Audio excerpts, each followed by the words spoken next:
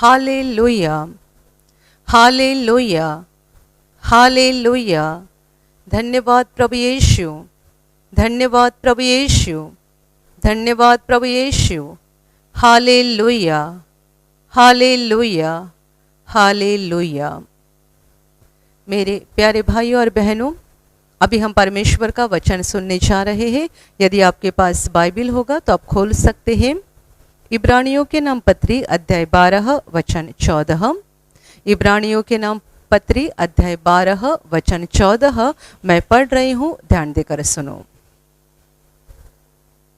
सबसे मेल मिलाप रखो और उस पवित्रता के खोजी हो जिसके बिना कोई प्रभु को कदापि न देखेगा। Hallelujah, hallelujah, hallelujah, hallelujah, hallelujah. परमेश्वर का वचन आज हमें बता रहा है कि सबसे मेल मिलाप रखो और उस पवित्रता के खोजी हो जिसके बिना कोई कदापि प्रभु को न देख पाएगा। Hallelujah, hallelujah, hallelujah. परमेश्वर का वचन हमें सबों के साथ मेल मिलाप के साथ रहने के लिए बता रहा है। सबके साथ मेल मिलाप से रहो, अर्थात शांति से रहो और उस पवित्रता के खोजी हो जाओ। उस पवित्रता को खोजते रहो, ढूंढते रहो और उसे पाने के लिए कोशिश करते जाओ जिसके बिना कोई कदापि प्रभु को नहीं देख सकता है। इसका मतलब परमेश्वर को देखने के लिए हमें अपने आप को शुद्ध करना जरूरी है, हमें अपनी आत्मा को पवित्र करना जरूरी है। और वचन कहता है इसीलिए उस पवित्रता के खोजी बन जाओ। Hallelujah, hallelujah, hallelujah. मेरे प्यारे भाइयों और बहनों, वचन का पहला भाग हमें ये बता रहा है कि हमें सबों के साथ मेल मिलाप से रहना है, अर्थात शांति से रहना है। क्या आज के जमाने में और ऐसी दुनिया में सबों के साथ शांति से रहना संभव है? क्या ये मुमकिन है कि हम सबों के साथ शांति से या मेल मिलाप के साथ रह सकते हैं? सच्चाई में देखा जाए तो ऐसा आदमी नहीं मिलेगा या ऐसी औरत नहीं मिलेगी जिनका किसी न किसी के साथ दुश्मनी है, जिनकी किसी न किसी के साथ दुश्मनी है, किसी न किसी के साथ बैर है, झगड़ा है, कुछ न कुछ दुश्मनी या कुछ न कुछ गुस्सा जरूर होता है। Hallelujah, hallelujah, hallelujah. हर मनुष्य के जीवन में ऐसे लोग होते ही हैं जिनके साथ उनकी दुश्मनी होती है या जिनके द्वारा उन्हें बड़ा कड़वाहट जैसा अनुभव आया हुआ होता है। मेरे प्यारे भाइयों और बहनों, पर परमेश्वर चाहता है कि हम सबों के साथ शांति से रहें। दुनिया में जगह जगह हम देखते हैं झगड़े शुरू है, लोग एक दूसरे के साथ शांति से नहीं रहते हैं, कोई किसी का सहन नहीं करता है और इसका नतीजा ये है कि हर कोई दूसरे के ऊपर मुकदमा चलाता है। सबों के साथ रिश्ता खराब हो चुका है। शांति लोगों ने अपने जीवन से पूरी तरह से खो दी है। पर यदि हमने प्रभु यीशु को पहचाना है, यदि हमने उस महान प्रभु के ऊपर विश्वास किया है और यदि उसके द्वारा हम स्वर्ग के बच्चे बन गए हैं, स्वर्ग की संतान बन गए हैं और स्वर्ग के वारिस बन गए हैं, तो हमारा फर्ज है और ये परमेश्वर की हमारे बारे में इच्छा है कि हमने सबों के साथ शांति से रहना चाहिए। Hallelujah, hallelujah. बहुत छोटा सा वचन पर बहुत कठिन वचन है, क्योंकि आज लोगों की हालत बहुत बिगड़ गई है। दिल की हालत, आत्मा की हालत बहुत बिगड़ चुकी है। लोग बड़े लालची बन चुके हैं, बहुत अहंकारी बन चुके हैं और स्वार्थ से इतने भरे हुए हैं, इतने भरे हुए हैं, यहाँ तक कि बेटा अपने माँ के बारे में भी नहीं सोचता है, बेटी अपने माँ के बारे में भी नहीं सोचती है, भाई भाई के बारे में नहीं सोचता है, बहन बहन के बारे में नहीं सोचती है। दुनिया स्वार्थ से भरी हुई है। बाइबल में अंत के समय के जो चिन्ह बताए हैं और अंत के समय में लोगों की दिल की हालत क्या बन जाएगी, ये जहाँ पर पौलुस ने बताया है वहाँ पर सबसे पहली बात स्वार्थ बताई है। स्वार्थ, दुनिया में स्वार्थ बढ़ जाएगा, भयानक स्वार्थ। और ये स्वार्थ इतना बढ़ जाएगा कि हम किसी के साथ शांति से रह नहीं सकते हैं। आप सबों के साथ मेल मिलाप से रहो, ये वचन जब ये आपने सुना तभी आपने मन में सोचा होगा कि ये कैसा संभव है। मेरा खुद का भाई मुझ पर इतना अन्याय कर रहा है, मेरा खुद का पिताजी मुझ पर इतना अन्याय कर रहा है, मेरा खुद का रिश्तेदार मेरे ऊपर इतना अन्याय कर रहा है, मेरे पड़ोसी बेवजह मुझे सता रहे हैं, बेवजह मुझ पर अन्याय कर रहे हैं, मैं उनके साथ शांति से कैसे रह सकता हूँ। मेरे प्यारे भाई और बहनों, सच है, ये जो आप सोच रहे हैं केवल एक मनुष्य के विचार नहीं बल्कि सबों के विचार है। क्योंकि ये दुनिया के अंत के दिन है, अंत का समय शुरू है और मनुष्यों में इतना स्वार्थ बढ़ चुका है और लोग इतने लालची बन चुके हैं कि वे किसी का भी ध्यान नहीं रखते हैं और किसी की भी परवाह नहीं करते हैं। Hallelujah, hallelujah, hallelujah. इसलिए जब हम ये वचन पढ़ते हैं और वचन के अनुसार यदि हम जीना चाहते हैं तो हमें अपने आप में कुछ बदलाव करना जरूरी है, क्योंकि हम दुनिया में बदलाव देखना चाहते हैं। पर वचन जो हमें करने के लिए बोल रहा है, ये यदि हमें करना है तो हमें खुद को बदलना है, न कि दुनिया को। हम भाई को बदलने की कोशिश करते हैं, बहन को बदलने की कोशिश करते हैं और हम ऐसा सोचते हैं कि इसको समझना चाहिए कि ये मुझे बेवजह सता रहा है। मेरे पड़ोसियों को समझना चाहिए कि मैंने उनका कोई बुरा नहीं किया है, ये बेवजह मुझे सता रहे हैं। उनको समझना चाहिए कि वे मेरे ऊपर कैसे अन्याय कर रहे हैं, कैसे मेरे साथ नाइंसाफी कर रहे हैं, उनकी समझ में आना चाहिए। हम उनके बदलाव के लिए राह देख रहे हैं, उन्हें ये समझ जाए, उन्हें उनकी गलती का एहसास हो जाए, उन्हें उनकी गलती मालूम हो जाए। हम इसके लिए रुके हैं। और यदि आप इसके लिए रुके हैं कि आपका भाई एक दिन सुधर जाएगा, आपका मामा, आपका चाचा, आपके पड़ोसी, आपके रिश्तेदार एक दिन सुधर जाएंगे, बदल जाएंगे, उन्हें उनकी गलती का एहसास हो जाएगा और वे आपके पास आकर माफी मांगेंगे और आपको सताना, परेशान करना बंद कर देंगे। इसीलिए यदि आप रुके होंगे तो आप कभी भी शांति से नहीं रह सकते हैं, क्योंकि ये वचन हमें अपने आप में बदलाव करने के लिए बता रहा है, दुनिया में नहीं। आपका मामा, आपका चाचा, आपका भाई, आपकी बहन, आपके रिश्तेदार, आपके पड़ोसी बदले या ना बदले, पर वचन आपसे बात कर रहा है। परमेश्वर आपको बता रहा है कि ये मेरी इच्छा है कि तुम दूसरों के साथ शांति से रहो, जितना हो सके उतना शांति से रहो। मेरे प्यारे भाई और बहनों, ये वचन का यदि हमें पालन करना है और वचन के अनुसार चलना है तो हमें अपने आप में बदलाव करना है। और सबसे महत्वपूर्ण बदलाव ये है कि हमें नाइंसाफी को बर्दाश्त करना है। अन्याय, नाइंसाफी को हमें बर्दाश्त करना है, क्योंकि हर मनुष्य यही कहता है कि मैंने कुछ गलत नहीं किया है, मैंने उनको फंसाया नहीं है, मैंने उनको लुटाया नहीं है, मैंने उनका कोई नुकसान नहीं किया है, तो मैं क्यों बर्दाश्त करूं, मैं क्यों सहन करूं। मेरे प्यारे भाइयों और बहनों, इसलिए मैंने आपको कहा कि यदि इस वचन को आपको मानना है तो आपको अपने अंदर एक बड़ा बदलाव करना चाहिए। ये बदलाव वो है कि आपको नाइंसाफी को बर्दाश्त करने की ताकत पानी है, अन्याय को सहन करना है। क्योंकि आज तक आपने अन्याय को नहीं सहन किया होगा, नाइंसाफी को कभी बर्दाश्त नहीं किया होगा, क्योंकि आप हमेशा यही सोचते हैं कि हमने तो कुछ गलत नहीं किया है, हमने तो किसी का कुछ बिगाड़ा नहीं है, तो हम क्यों सहन करें, हम क्यों बर्दाश्त करें। लोग यही तो बोलते हैं और इसीलिए गुस्से से एक दूसरे के ऊपर कोर्ट में केस डालते हैं, ये करते हैं, वो करते हैं, अलग अलग रास्ते अपनाते हैं और अपनी शांति को पूरी तरह से खो देते हैं।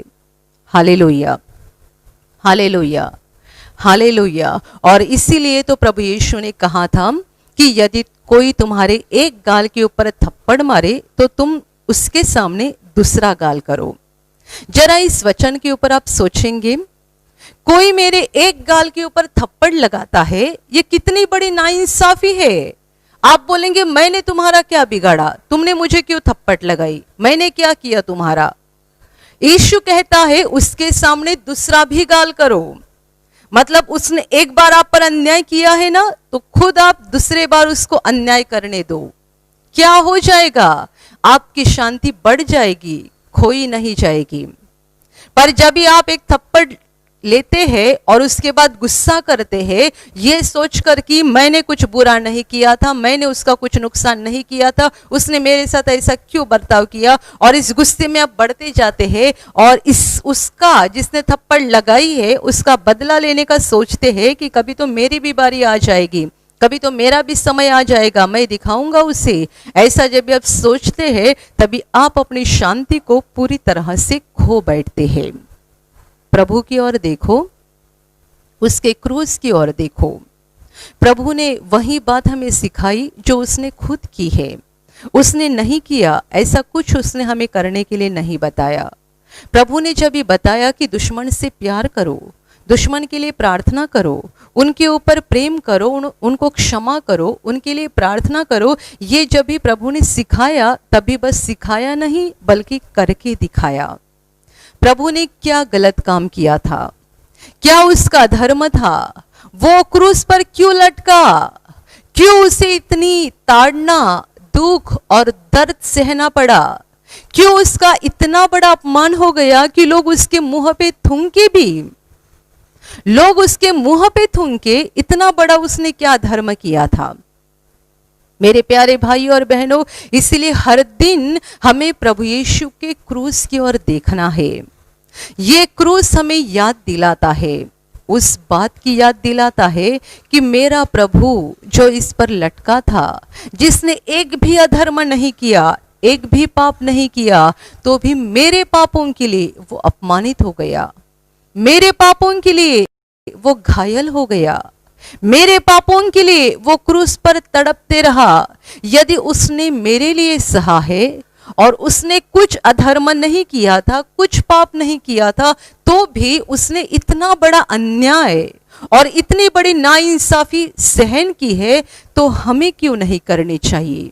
क्यों हम थोड़ी सी भी नाइंसाफी बर्दाश्त करते हैं, क्यों हम थोड़ा सा भी अन्याय जो हमारे ऊपर हुआ है या कोई करते हैं बर्दाश्त नहीं करते हैं, क्यों नहीं करते हैं। प्रभु के क्रूस की ओर देखो, उसने अपनी जिंदगी में जो भी किया भला किया, भला किया और सिर्फ भला किया। उसने अपने जीवन में सबों का अच्छा किया, किसी के साथ कुछ बुरा नहीं किया। उसने अंधे की आंखें खोली कि क्या ये उसका अधर्म था, उसने गूंगे को बोलने की शक्ति दी, क्या ये उसका जुल्म था, उसने मरे हुए को जिंदा किया, क्या ये उसका पाप था। उसने लोगों को परमेश्वर के वचन सिखाए जिनके द्वारा लोगों के दिल को बड़ी तसल्ली मिल गई, लोगों के दिल में बड़ी शांति आ गई, क्या ये उसका धर्म था। दिखाओ उसके जीवन का पाप, दिखाओ उसके जीवन का कोई भी अधर्म, कोई भी गुनाह उसने क्या किया था। वो जन्मा पवित्र आत्मा के सामर्थ से, पाप का दाग लेकर नहीं जन्मा, जैसे कि हम सारे लोग पाप का दाग लेकर ही पैदा होते हैं। प्रभु पवित्र आत्मा के सामर्थ से पैदा हुआ ताकि उसके ऊपर पाप का कोई भी दाग ना लगे। और अपनी जिंदगी में एक बार भी उसने कुछ गलत काम नहीं किया, एक बार भी शैतान का नहीं सुना, एक बार भी किसी को फंसाया नहीं, किसी को लुटाया नहीं, किसी का बुरा नहीं किया, किसी का नुकसान नहीं किया, जो भी किया भला किया। स्वर्ग और पृथ्वी का मालिक होने के बावजूद भी एक गरीब साधारण परिवार में वो पैदा हो गया, साधारण लोगों के साथ रहा, साधारण खाना खाया। बाइबल कहती है वो हमारे लिए कंगाल बन गया, वो हमारे लिए गरीब बन गया, और इतना अपमान उसने हमारे लिए सहा कि उसने क्रूस की मौत सहन कर दी। मेरे प्यारे भाई और बहनों, क्या हम बोलते हैं कि मैं क्यों बर्दाश्त करूं, मैं क्यों सहन करूं, मेरे ऊपर क्यों अन्याय, मेरे साथ क्यों नाइंसाफी, मुझे क्यों बर्दाश्त करना है, मैं नहीं छोड़ूंगा, मैं नहीं छोड़ूंगी। जब आपके मन में ऐसे विचार आते हैं तब जरा प्रभु के क्रूस की ओर देखो।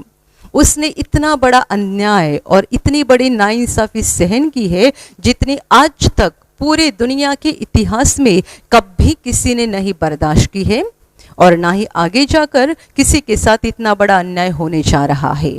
सबसे बड़ा अन्याय दुनिया ने किया है वो प्रभु यीशु पर किया है। सबसे बड़ी नाइंसाफी पूरी दुनिया के इतिहास में हो चुकी है जो प्रभु यीशु के साथ हुई है। सबसे बड़ी नाइंसाफी, सबसे बड़ा अन्याय, तो भी वो प्रभु कितने शांति से सारे नाइंसाफी को सह रहा था, बर्दाश्त कर रहा था। और बस उसने बर्दाश्त नहीं किया बल्कि उसने उसके सताने वालों के लिए प्रार्थना की। उसने हमें कहा था ना कि अपने बैरियों के लिए प्रार्थना करो, तो उसने खुद भी करके दिखाया। जब भी वो क्रूस पे तड़प रहा था उसकी क्या हालत थी, उसके पूरे शरीर में से खून निकल रहा था, उसको भयानक दर्द दिया गया था, शरीर के हर जगह जगह से खून निकल रहा था, पूरा उसका शरीर लहूलुहान हो चुका था। और ऐसी हालत में जब भी वो क्रूस पर तड़प रहा था उसके दोनों हाथों से और दोनों पैरों से कीले आर पार गए थे और वो क्रूस पर तड़प रहा था। कितना भयानक दर्द होगा, कितनी भयानक वेदनाएं होंगी। उसके दोनों हाथों से और दोनों पैरों से कीले आर पार गए थे। क्या वेदना, क्या दर्द, क्या हम उसकी कल्पना कर सकते हैं। और जो क्रूस के नीचे लोग खड़े थे वे इसके विपरीत उसका मजाक उड़ा रहे थे। यदि तू परमेश्वर का पुत्र है तो नीचे उतर आ, यदि तू परमेश्वर का पुत्र है तो अपने आप को बचा ले। तूने अंधे की आंखें खोली, फिर क्या खुद को नहीं बचा सकता है। तूने गूंगे को बोलने की शक्ति दी तो अभी खुद को नहीं बचा सकता है। यदि परमेश्वर का पुत्र है तो आ नीचे उतर कर। मेरे प्यारे भाइयों और बहनों, शरीर का दुख और मन का दुख, दोनों दुख प्रभु क्रूस पर एक साथ झेल रहा था। शरीर की यातनाएं और मन की यातनाएं, सारी यातनाओं को प्रभु एक साथ क्रूस पर झेल रहा था, तड़प रहा था, व्याकुल हो चुका था। तो भी उसी हालत में सताने वालों के लिए प्रार्थना की, हे पिता इन्हें क्षमा कर दे क्योंकि ये नहीं जानते कि ये क्या कर रहे हैं। इन्हें क्षमा कर दे क्योंकि ये नहीं जानते कि ये क्या कर रहे हैं। मेरे प्यारे भाइयों और बहनों, जरा प्रभु के क्रूस की ओर देखो और एक बार नहीं बार बार देखते जाओ। हर दिन देखो, दिन में 10 बार देखो, प्रभु के क्रूस की ओर देखो। जब कोई आपके ऊपर नाइंसाफी करता है, कोई आपकी चीज छीन कर लेता है, कोई आपके ऊपर बड़ा अन्याय करता है, आपको फंसाता है, लुटाता है, आप प्रभु के क्रूस की ओर देखो और ये कहो, सबसे बड़ा अन्याय तो मेरे प्रभु के साथ हुआ है, सबसे बड़ी नाइंसाफी मेरे प्रभु के साथ हुई है, तो भी वो चुप है, तो मैं मेरी जबान को क्यों हिलाऊं। मेरा प्रभु चुप रहा, उसने नहीं सवाल किया कि मैंने क्या धर्म किया है, मैंने क्या पाप किया है। उसने नहीं सवाल किया, अपने सताने वालों को उसने श्राप नहीं दिया, उनको सवाल नहीं करते बैठा, बल्कि वो शांत रहा। और मरने के कुछ समय पहले उसने उनके लिए प्रार्थना की जो उसको सता रहे थे, तकलीफ और पीड़ा दे रहे थे, उसकी यातनाओं को बढ़ा रहे थे, उनके लिए उसने प्रार्थना की। इसलिए जब कभी आपके ऊपर अन्याय होता है, नाइंसाफी हो जाती है और आपको बड़ा गुस्सा आता है, तब आप जबान को हिलाने से पहले प्रभु के क्रूस की ओर देखो और ये सोचो कि मेरे प्रभु ने मेरे से कितनी गुना ज्यादा नाइंसाफी को बर्दाश्त किया है। सबसे बड़ा अन्याय तो इसके ऊपर हुआ है, सबसे बड़ी नाइंसाफी तो मेरे प्रभु के साथ हो चुकी है, तो भी वो शांत रहा और उसने उनके लिए प्रार्थना की। तो मैं क्यों गुस्सा करूं, मैं क्यों झगड़ा करूं, मैं क्यों पुलिस में जाऊं, मैं क्यों कोर्ट केस करूं, मैं क्यों मुकदमा चलाऊं। यदि मेरे प्रभु ने ऐसा कुछ नहीं किया है और उसने शांति से बर्दाश्त किया है, तो क्यों ना मैं बर्दाश्त करूं। Hallelujah, hallelujah. कुछ लोगों को ये वचन सुनते समय बड़ी हंसी आएगी, क्योंकि उनको लगता है ऐसा थोड़ी ही काम चलता है। कोई अन्याय करता है उनको छोड़ दे, कोई हमारा कोई लूटता है उनको छोड़ दे, ऐसा थोड़ी ही काम चलता है। आप मत छोड़ो, आप उनके पीछे लगे रहो, उनके पीछे दौड़ते जाओ, मुकदमा चलाओ, झगड़ा करते रहो। क्या हो जाएगा? आप अपनी शांति को पूरी तरीके से खो दोगे। जो आपसे छीना गया है शायद वो आपको मिल भी जाएगा, पर आप आत्मा को पूरी तरह से खो दोगे, आत्मा को ही खो दोगे। पर यदि आप उनको क्षमा करोगे, जिन्होंने आपके साथ अन्याय किया है, नाइंसाफी की है, यदि आप उनको क्षमा करोगे तो क्या हो जाएगा? आपके दिल में परमेश्वर की शांति बनी रहेगी, और जो आपसे छीना गया है ना, उससे कई गुना ज्यादा परमेश्वर आपको देकर आपका जीवन आशीषों से भरपूर करेगा। Hallelujah, hallelujah, hallelujah. क्योंकि ये परमेश्वर की इच्छा है। परमेश्वर यही तो चाहता है कि हम दूसरों के साथ शांति से बर्ताव करें, मेल मिलाप से बर्ताव करें, ये उसकी इच्छा है। इसीलिए तो प्रभु ने अपने जीवन के द्वारा दिखाया कि हमें कैसे दुनिया में चलना है। प्रभु ने केवल आसमान से वचन नहीं भेजे, बल्कि वो खुद नीचे उतर के धरती पर आया। हम दुनिया में रहने वाले लोग कितने बार बोलते हैं ना कि वचन पढ़ने के लिए तो अच्छे हैं, पर इसके अनुसार नहीं चल सकते हैं। वचन सब सही है, बराबर है, हम मानते हैं कि परमेश्वर ने सब कुछ सच कहा है, सही कहा है, बराबर कहा है, पर इसके अनुसार दुनिया में चलना मुमकिन नहीं है, ऐसा बोलते हैं ना। इसीलिए आपको जवाब देने के लिए परमेश्वर इंसान बनकर धरती पर उतर आ गया, और उसने इंसान के रूप में जिंदगी बिताकर दिखाया कि हमें कैसा जीना है। Hallelujah, hallelujah. यदि वो आसमान में बैठे बैठे बोलता ये करो, वो करो, ऐसा करो, वैसा करो, हम बोलते कि तेरे लिए तो सब कुछ ठीक है, तू आसमान में बैठा हुआ है, हम यहाँ धरती पर कितना दुख उठा रहे हैं, कितनी सारी समस्याओं का सामना कर रहे हैं, हम यहाँ क्या कर रहे हम ही जानते हैं। हम परमेश्वर को जवाब देते कि हमें यहाँ क्या दुख भुगतना पड़ता है, हम ही जानते हैं। इसीलिए परमेश्वर खुद नीचे उतर आया, इंसान बना, इंसान की तरह रहा, हमारी तरह खाना खाया, हमारी तरह सोया, वो हमारी तरह थकता भी था, हमारी तरह सोता भी था। बिल्कुल इंसान बनकर 33.5 साल धरती पर जीकर उसने दिखाया, खुद जीवन जीकर दिखाया कि हमें भी उसके ही तरह चलना है, उसके ही तरह जीना है। Hallelujah, hallelujah, hallelujah. मेरे प्यारे भाइयों और बहनों, सबों के साथ मेल मिलाप से रहो, शांति से रहो।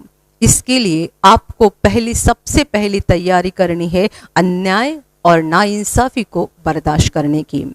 दुनिया की हालत कठिन होते जा रही है, दिन ही दिन लोगों के दिल बड़े कड़क बनते जा रहे हैं, लोगों के आत्माएं बहुत अंधकार से भर रही है, स्वार्थ और लालच इतना बढ़ रहा है, इतना बढ़ रहा है कि आज ये स्वार्थ के सामने कोई रिश्ता नजर नहीं आता है, कोई रिश्ता दिखाई नहीं देता है। इसीलिए आपको अपने मन की तैयारी करनी है। दुनिया ऐसी ही है, दुनिया ऐसी ही करती है, अन्याय करती है, नाइंसाफी करती है। हमारा काम है कि हमें बर्दाश्त करना है, क्षमा करना है और उनके लिए प्रार्थना करनी है। जितनी भी नाइंसाफी या कितना भी बड़ा अन्याय आपके ऊपर हो जाता है, आप उनको क्षमा करते हैं और शांति से उनके लिए प्रार्थना करते हैं, आपका कुछ भी बुरा नहीं हो जाएगा। परमेश्वर आपको तो आशीषित करेगा ही, पर साथ ही साथ आपके बच्चों को भी बहुतायत से आशीषित करेगा। Hallelujah, hallelujah, hallelujah. और दूसरा वचन कहता है कि उस पवित्रता के खोजी बनो जिसके बिना कोई भी प्रभु को नहीं देख सकता है। बाइबल में और एक जगह कहा गया है कि परमेश्वर की इच्छा है कि हम पवित्र बन जाए। यीशु मसीह हमारे पापों के लिए क्रूस पर मरा, हमारी सारी अपवित्रता, हमारे पापों की सारी गंदगी को अपने ऊपर उठाकर प्रभु यीशु ने क्रूस पर बलिदान किया, ताकि उसके लहू के द्वारा हमारी आत्मा धोई जाए। उसके लहू के द्वारा हमारी आत्मा के ऊपर जो भी अपवित्रता, पापों के दाग लगे हुए हैं, ये सारे के सारे दाग मिटाए जाए, हम धर्मी बन जाए, हम शुद्ध बन जाए, और धर्मी बनने के बाद फिर से गंदगी में ना जाए, बल्कि उस पवित्रता के पीछे पड़े रहे जैसा हमारा प्रभु पवित्र है, जैसा हमारा पिता पवित्र है, उस पवित्रता के पीछे हम पड़े रहे, क्योंकि ये वचन कहता है कि उस पवित्रता के बिना उस परमेश्वर को, प्रभु को हम कभी भी नहीं देख सकते हैं। Hallelujah, hallelujah, hallelujah. मेरे प्यारे भाई और बहनों, वचन कहता है कि पवित्रता के खोजी बनो। इसका मतलब उसके पीछे लगे रहो, अपने आप को पवित्र बनाने के लिए कोशिश करो, अपने आप को शुद्ध बनाने के लिए कोशिश करो, क्योंकि ये परमेश्वर की इच्छा है। हम पापी लोग हैं, यदि हम पापों में ही जीते रहेंगे, पाप में ही मर जाएंगे, तो हम परमेश्वर को कभी नहीं देख सकते हैं, क्योंकि वो पवित्र परमेश्वर है। हम बाइबल के सबसे पहले किताब की घटना जानते हैं, दुनिया की सबसे बुरी और दुखदायक दर्दनाक ऐसी घटना है जब आदम और हव्वा ने पाप किया। जब तक उन्होंने पाप नहीं किया तब तक वे परमेश्वर के साथ बातें करते थे, पर जिस दिन पाप हो गया उस दिन से उनको परमेश्वर दिखाई देना बंद हो गया। आदम और हव्वा खुद जाकर पेड़ के पीछे छिप गए, क्योंकि पवित्र परमेश्वर के सामने आने की उनको हिम्मत नहीं हो रही थी। मेरे प्यारे भाई और बहनों, तब से लेकर आज तक कोई परमेश्वर को आमने सामने नहीं देखता है, ना ही अपने इन शारीरिक कानों से परमेश्वर की आवाज को सुन सकता है, क्योंकि वो अति पवित्र परमेश्वर है। हम पाप के कारण गंदे बन चुके हैं। आदम ने एक आज्ञा को तोड़ दिया और उसे हिम्मत ना रही कि वो अभी परमेश्वर के सामने आ खड़ा हो जाए।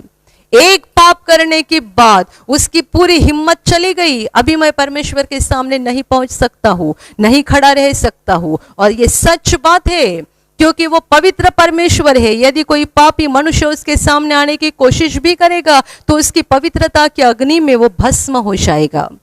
मेरे प्यारे भाई और बहनों, ये परमेश्वर की इच्छा है कि हम उसके घर में पहुंचे और अनंत काल उसके साथ रहे, पर ये परमेश्वर की इच्छा को पूरा करने के लिए हमें पवित्र बनना जरूरी है। और इसीलिए वचन कहता है कि उस पवित्रता के खोजी बन जाओ, उसके पीछे पड़े रहो, उसको पाने के लिए मेहनत करो, उसको पाने के लिए कोशिश करो। मेरे प्यारे भाई और बहनों, हम जिस दुनिया में रह रहे हैं ये पाप की गंदगी से भरी हुई दुनिया है, पर ऐसी पापों की गंदगी से भरी हुई दुनिया में रहते हुए हमें हमारा ध्यान पवित्रता की ओर लगाना है। जब हम यीशु को नहीं पहचानते थे, जब हम यीशु के पास नहीं आए थे और जब हमने अपने पापों की क्षमा नहीं पाई थी, तब का हमारा जीवन अलग था। पर अभी प्रभु यीशु को पहचानने के बाद, पश्चाताप करने के बाद और पापों की क्षमा पाने के बाद हमने अपने जीवन को बदलने का फैसला करना चाहिए। लूटना, फंसाना, स्वार्थ से बर्ताव करना, अहंकार, व्यभिचार, झूठ बोलना, चोरी करना, सारे गलत कामों को हमें छोड़ देना चाहिए।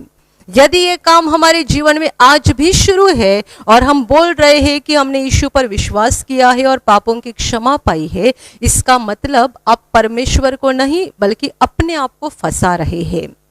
जो कहते हैं हम विश्वासी हैं, हम यीशु पर विश्वास करते हैं, हमने पापों की क्षमा पाई है, आप मुंह से बोलते होंगे, हालेलुया बोलते हैं, गाना गाते हैं, तालियां बजाते हैं, पर ये होने के बाद आपके सारे काम गलत होते हैं। आप दूसरों को फंसाते हैं, लूटते हैं, व्यभिचार में फंसे हुए हैं, आप झूठ बोलते हैं, चोरी करते हैं और बहुत सारे गलत काम करते हैं, तो इसका मतलब आपका जीवन गंदगी से भरा हुआ है। आप अपवित्र व्यक्ति है, और यदि आप अपवित्र है तो आप परमेश्वर के घर में कभी नहीं पहुंचने वाले हैं। वचन कहता है उस पवित्रता के खोजी बन जाओ जिनके बिना कोई प्रभु को कदापि नहीं देख सकता है। आप किसके खोजी है? मैं बताऊं आप किसके खोजी है? आप पैसे के खोजी है, आप सोना चांदी के खोजी है। यीशु पर विश्वास करने वाले लोग पैसे के खोजी बन चुके हैं, सोना चांदी के खोजी बन चुके हैं, प्रॉपर्टी, जायदाद, जमीन, इनके खोजी बन चुके हैं। आप कैसे अपने आप को पवित्र बना सकते हैं? मेरे प्यारे भाई और बहनों, ये ध्यान में रखो कि समय बहुत कम है, बहुत कम है। आपको जितना लगता है उतना समय अभी बचा नहीं है। दुनिया में अंत का समय शुरू हो चुका है। परमेश्वर ने अलग अलग चिन्हों के द्वारा ये साबित कर दिया है और हमारे सामने परमेश्वर ने ये साफ कर दिया है कि अंत का समय शुरू हो चुका है। हम नहीं बता सकते कल क्या हो जाएगा, हम नहीं बता सकते एक महीने के बाद क्या हो जाएगा, पर यह तो बिल्कुल साफ है कि अंत नजदीक आ गया है। प्रभु यीशु का दोबारा आना बहुत करीब आ चुका है। आप क्या कर रहे हैं? किसके पीछे दौड़ रहे हैं? आप क्या कर रहे हैं और किसके पीछे दौड़ रहे हैं? खुद को सवाल करो। आप किसके खोजी है? पवित्रता पाने के लिए, आप अपने आप को पवित्र करने के लिए क्या मेहनत करते हैं, क्या कोशिश करते हैं? यीशु पर विश्वास करने वाले लोग यदि पैसे के पीछे पड़े हैं, यदि दुनिया के लोग जैसा बर्ताव करते हैं वैसा ही वे बर्ताव करते हैं, पैसा, सोना, चांदी, जमीन, जायदाद, बड़ा घर, गाड़ी, बंगला, इन सारी चीजों के पीछे वे पड़े हैं, तो आप अपने आप को कैसे पवित्र बना सकते हैं? क्योंकि इन सारे चीजों के साथ पाप की गंदगी लगी हुई है। जब आप उनको लेने जाते हैं तो ये गंदगी आपको भी लग जाती है। आपके लिए पैसा जितना जरूरी है, आपके लिए जो भी बातें जितनी जरूरी है, प्रभु आपको सही समय पर देगा। आपका काम यह है कि आप पवित्रता के खोजी बन जाए। आप अपने जीवन को परमेश्वर की नजर में ठीक करने के ऊपर ध्यान लगाए। आप अपनी आत्मा को परमेश्वर की नजर में पवित्र बनाने के लिए कोशिश करनी चाहिए। ध्यान में रखो, ये वचन साफ बता रहा है कि उसके बिना कोई भी प्रभु को कदापि देख नहीं पाएगा। यदि आप और मैं पवित्र नहीं बन गए तो हम प्रभु को कभी नहीं देख पाएंगे। Hallelujah, hallelujah. चुनाव आपका है। आप उस महान प्रभु को स्वर्ग में देखना चाहते हैं या आप बहुत सारी संपत्ति, जायदाद और पैसा इकट्ठा करना चाहते हैं? चुनाव आपका है। आप फैसला करो। परमेश्वर आपके ऊपर जबरदस्ती नहीं कर रहा है। जिनको पैसा चाहिए उनको पैसा मिल जाता है, जिनको सोना चांदी चाहिए उन्हें सोना चांदी मिल जाती है, जिनको जमीन जायदाद चाहिए उनको वो मिल जाता है, और जो परमेश्वर को पाना चाहते हैं उनको परमेश्वर मिल जाता है। फैसला आपका है। मेरे प्यारे भाइयों और बहनों, अपने दिल में एक सच्चा परिवर्तन लाओ। सच्चा परिवर्तन, दिल को सच्चाई से बदल डालो। ये परमेश्वर की इच्छा है। दुनिया आपके बारे में क्या कहती है ये महत्वपूर्ण नहीं है। आपके पास कितना सोना है ये देखकर दुनिया आपको क्या कहती है, आपका पैसा देखकर दुनिया क्या कहती है, आपकी भारी गाड़ी देखकर दुनिया क्या कहती है, महत्वपूर्ण नहीं है। आप सोना इसीलिए चाहते हैं ना कि दुनिया में आपको सम्मान मिले। आप भारी गाड़ी, भारी बंगला इसीलिए चाहते हैं ना कि दुनिया में आपको बड़ा सम्मान मिल जाए, आप लोगों के सामने एक बड़े व्यक्ति बन जाएं। मेरे प्यारे भाइयों और बहनों, दुनिया के सामने बड़े बनने की कोशिश मत करो, और लोग आपके बारे में क्या कहते हैं ये महत्वपूर्ण नहीं है। परमेश्वर आपके बारे में क्या सोचता है ये महत्वपूर्ण है। Hallelujah, hallelujah, hallelujah. वचन कहता है सबसे मेल मिलाप के साथ रहो, सबों के साथ शांति के साथ रहो। झगड़ा बंद कर दो, दूसरों को गालियां देना बंद कर दो, गुस्सा करना बंद कर दो, नाइंसाफी और अन्याय सहन करने वाले लोग बन जाओ। तभी तो तुम प्रभु के बच्चे बन जाओगे। और उस पवित्रता के पीछे पड़े रहो, उस पवित्रता को पाने के लिए कोशिश करो। अपने आप को इतना पवित्र बनाने की कोशिश करो, क्योंकि उसके बिना हम प्रभु को नहीं देख सकते हैं। पवित्र लोग बन जाओ ताकि प्रभु आपको स्वर्ग में लेगा और अनंत काल हम उस महान प्रभु को देख सकेंगे। Hallelujah, hallelujah, hallelujah, hallelujah, hallelujah.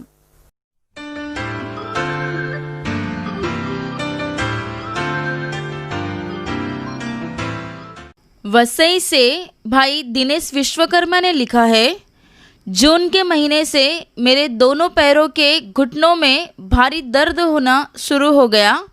लगभग 4 महीने तक दर्द हो रहा था। इस तकलीफ़ की वजह से मेरे घर वाले मुझे अस्पताल ले गए। वहाँ मैंने इलाज करवाया, परंतु विशेष आराम नहीं मिला। तकलीफ़ बढ़ने पर मैं ठीक से काम पर भी नहीं जा पाता था, जिस वजह से मेरा काम छूट गया। अक्टूबर महीने में 4 दिन तक मैं दर्द की वजह से घर पर बिस्तर पर था, ठीक से चल फिर नहीं पा रहा था। इस हालात में भी प्रभु की दया मुझ पर बनी रही। मैंने 17 अक्टूबर के दिन शनिवार को आशीष प्रार्थना घर का कार्यक्रम यूट्यूब पर देखा, ब्रदर का प्रवचन सुना और विश्वास से प्रार्थना में भाग लिया। मुझे रात में दर्द की वजह से ठीक से नींद नहीं लगती थी, बेचैनी महसूस होती थी, परंतु उस रात प्रार्थना खत्म होने के बाद मुझे शांति महसूस हुई और अच्छे से नींद आई। दूसरे दिन सुबह उठकर देखा तब घुटने का दर्द पूरी तरह से खत्म हो चुका था।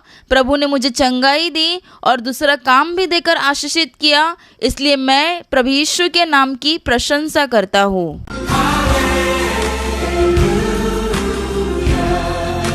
वसई से भाई रामचंद्र जायसवाल ने लिखा है, फिलहाल मैं उत्तर प्रदेश में हूँ। मुझे और मेरी पत्नी लक्षणा को गए 3-4 दिनों तक बुखार था। हम यूट्यूब पर आशीष प्रार्थना घर का कार्यक्रम देख रहे थे। उस समय मुझे ऐसी प्रेरणा हुई कि जिस समय सिस्टर चीज़ों को हाथ में ऊपर पकड़कर आशीष लेने बताती है, तब हम हमारे कपड़ों पर प्रभु का आशीष ले। प्रेरणानुसार हमने प्रार्थना के दरमियान कपड़ों को हाथ में ऊपर पकड़कर आशीष ली और उन कपड़ों को हमने पहन लिया। प्रभु यीशु के सामर्थ्य से उसी समय हमारा बुखार निकल गया, इसलिए हम दिल से प्रभु की महिमा करते हैं। धन्यवाद प्रभु यीशु।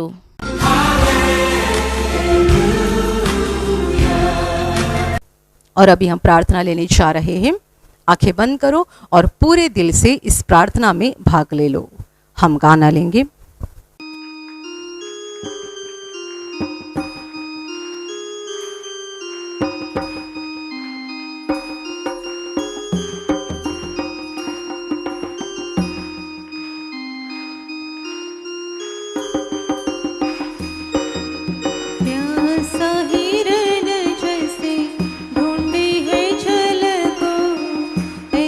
प्रभु मैं तुझे खोज रहा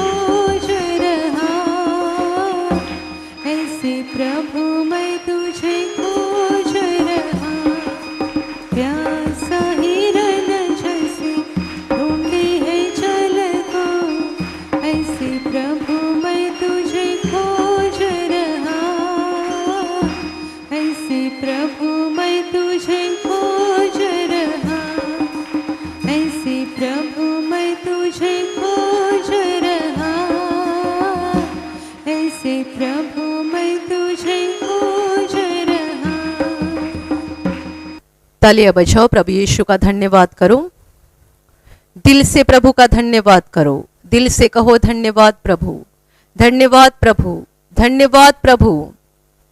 प्रभु का धन्यवाद करते जाओ। प्रभु आपके नजदीक है, प्रभु आपके नजदीक है, वो आपको छू रहा है, छू रहा है। अभी अभी अभी प्रभु आपको स्पर्श कर रहा है। हृदय से उसका धन्यवाद करो। धन्यवाद प्रभु, धन्यवाद प्रभु, धन्यवाद प्रभु, धन्यवाद प्रभु।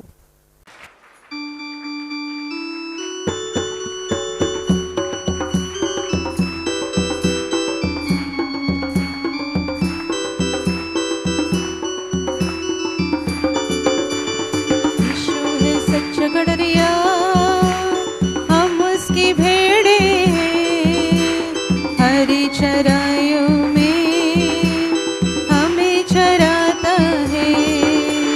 यीशु है सच्चा गडरिया, हम उसकी भेड़े हैं, हरी चराइयों में हमें चराता है। वादी पहाड़ी में हमको ले चलता है, जहाँ पे सुखदाई झरने बहते हैं। वादी पहाड़ी में हमको ले चलता है, जहाँ पे सुखदाई झरने बहते हैं। यीशु है सच्चा गडरिया, हम उसकी भेड़े हैं, हरी चराइयों में हमें चराता है। यीशु है सच्चा गडरिया, हम उसकी भेड़े हैं, हरी चराइयों में हमें चराता है। संकट में मेरी रक्षा वो करता है, शैतान के हाथों से मुझको छुड़ाता है। संकट में मेरी रक्षा वो करता है, शैतान के हाथों से मुझको छुड़ाता है। यीशु है सच्चा गडरिया, हम उसकी भेड़े हैं, हरी चराइयों में हमें चराता है। यीशु है सच्चा गडरिया, हम उसकी भेड़े हैं, हरी चराइयों में हमें चराता है। अब तो किसी का हमको डर नहीं है, क्योंकि यीशु जो मेरा साथी है। अब तो किसी का हमको डर नहीं है, क्योंकि यीशु जो मेरा साथी है। यीशु है सच्चा गडरिया, हम उसकी भेड़े हैं, हरी चराइयों में हमें चराता है। यीशु है सच्चा गडरिया, हम उसकी भेड़े हैं, हरी चराइयों में हमें चराता है। हरी चराइयों में हमें चराता है, हरी चराइयों में हमें चराता है। और अभी अपना पूरा दिल प्रभु यीशु की ओर लगाओ। दिल से उस पर विश्वास करो, क्योंकि वो जीवन का प्रभु है, वो बचाने वाला प्रभु है, वो ही मुक्तिदाता है। संपूर्ण हृदय से उस पर विश्वास करो। और अभी प्रभु आपको बता रहा है, आपके दिल में जिनके खिलाफ गुस्सा, नफरत या बदले के विचार है, उनको क्षमा करो। ये प्रभु की आज्ञा है, क्षमा करो। जिन्होंने आपको सताया है, आपका नुकसान किया है, आपको बर्बाद किया है, आपके ऊपर अन्याय किया है, ऐसे हर व्यक्ति को क्षमा करो। आपके घर के लोग, रिश्तेदार, पड़ोसी, दोस्त, सहेली, किसी के भी खिलाफ आपके दिल में गुस्सा होगा, क्षमा करो, सबको क्षमा करो। प्रभु चाहता है कि आप अपने दिल से सबों के खिलाफ गुस्सा निकाल दे। ये प्रभु चाहता है, प्रभु की इच्छा है। यदि आप दूसरों को क्षमा करोगे तो आपके पापों की प्रभु आपको क्षमा करेगा। क्षमा करो, सबको क्षमा करो। Touch touch. और अभी तुम्हारे पापों को प्रभु यीशु के सामने कबूल करो। प्रभु के सामने नम्र बन जाओ और सारे पापों को कबूल करो। जो पाप कबूल करते हैं उन पर स्वर्ग से दया होती है, परमेश्वर उन पर अनुग्रह करता है।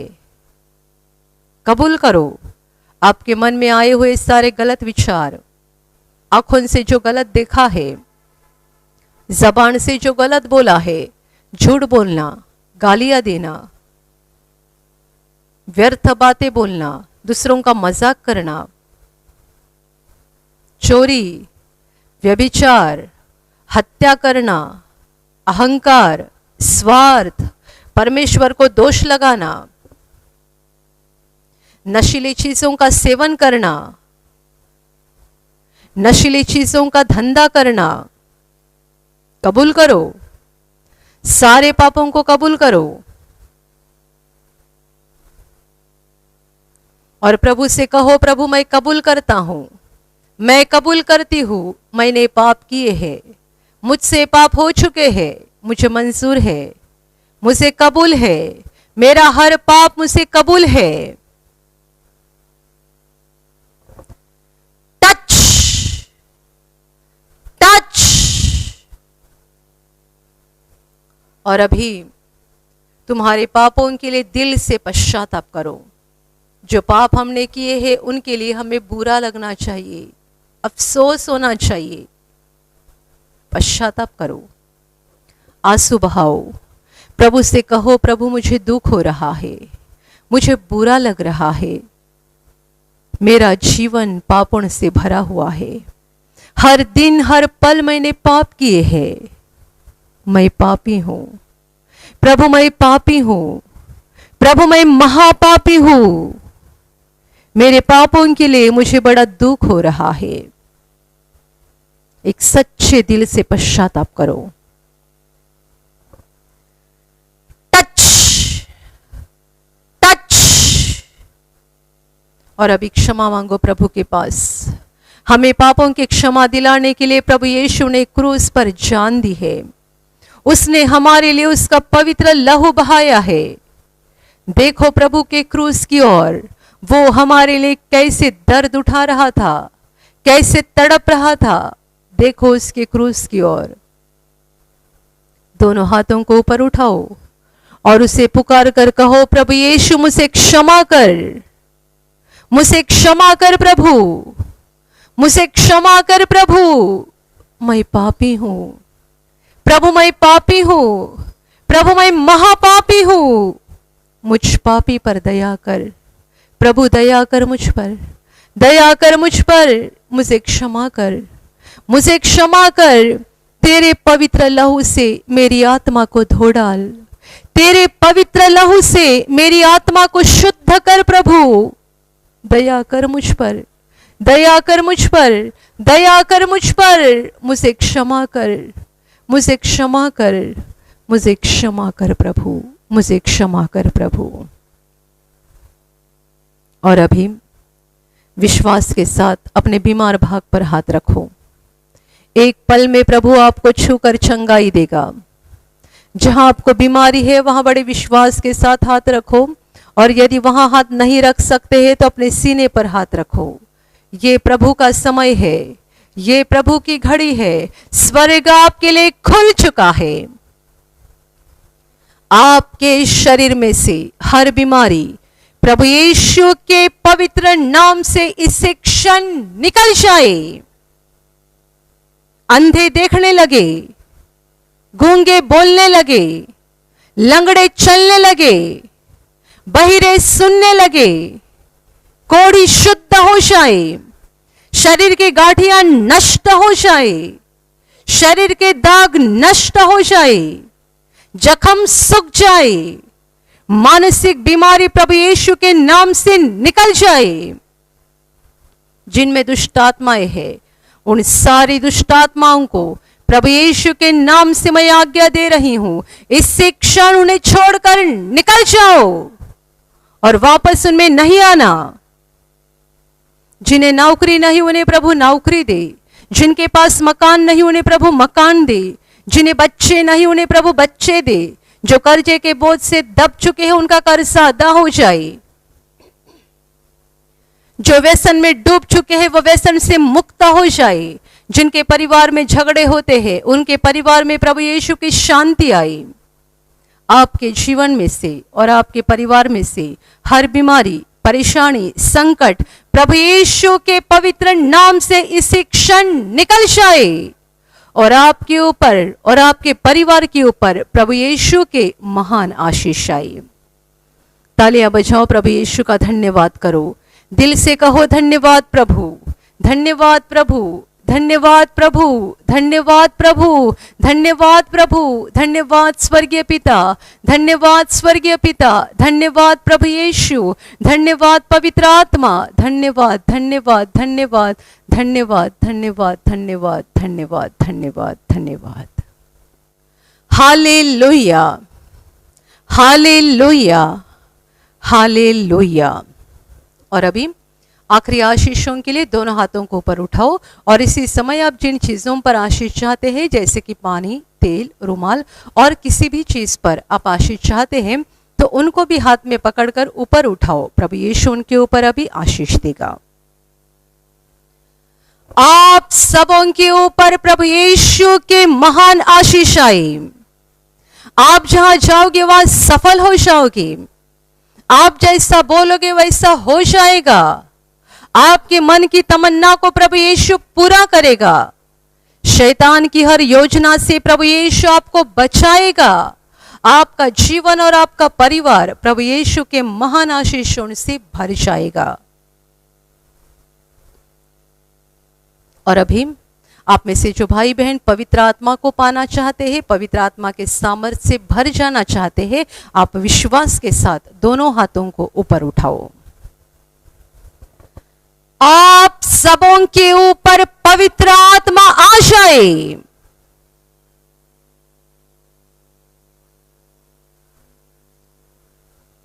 और अभी हम मुक्ति की प्रार्थना लेने जा रहे हैं। ये पाप क्षमा और स्वर्ग प्रवेश की प्रार्थना है। यदि आप आत्मा की मुक्ति पाना चाहते हैं तो हाथ जोड़ो, आंखें बंद करो और मेरे पीछे ये प्रार्थना बोलो। हे प्रभु यीशु, आज मैं तुझ पर पूरी तरह से विश्वास करता हूं। मैं विश्वास करता हूं कि तू परमेश्वर का पुत्र है। तू मेरे लिए स्वर्ग छोड़कर धरती पर आया। मेरे लिए तूने क्रूस पर जान दी है। हे प्रभु यीशु, आज मेरे दिल में मैं तुझे ग्रहण करता हूं। तू मेरा प्रभु है। तू मेरा मुक्तिदाता है। हे प्रभु यीशु, मैं पापी हूं, मुझे क्षमा कर और मुझे तेरे पवित्र आत्मा से भर दे। आमीन। Hallelujah, hallelujah, hallelujah, hallelujah. और अभी हम आखिरी गाना लेंगे।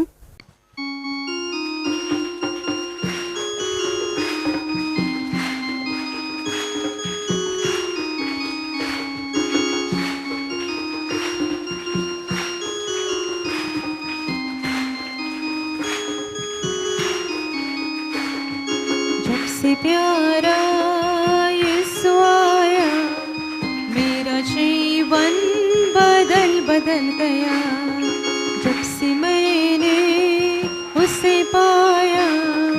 मेरा जीवन बदल बदल गया जब से प्यारा यीशु आया। मेरा जीवन बदल बदल गया जब से मैंने उसे पाया। मेरा जीवन बदल बदल गया। इस जहान की गंदगी से मुझे छुड़ाया जान देकर। इस जहान की गंदगी से मुझे छुड़ाया जान देकर। मेरा दिल मेरा मन मेरी काया, मेरा दिल मेरा मन मेरी काया। मेरा जीवन बदल बदल गया जब से प्यारा यीशु आया। मेरा जीवन बदल बदल गया जब से मैंने उसे पाया। मेरा जीवन बदल बदल गया। रात काली बीत गई है, हुआ सवेरा सुबह तारा। रात काली बीत गई है, हुआ सवेरा सुबह तारा।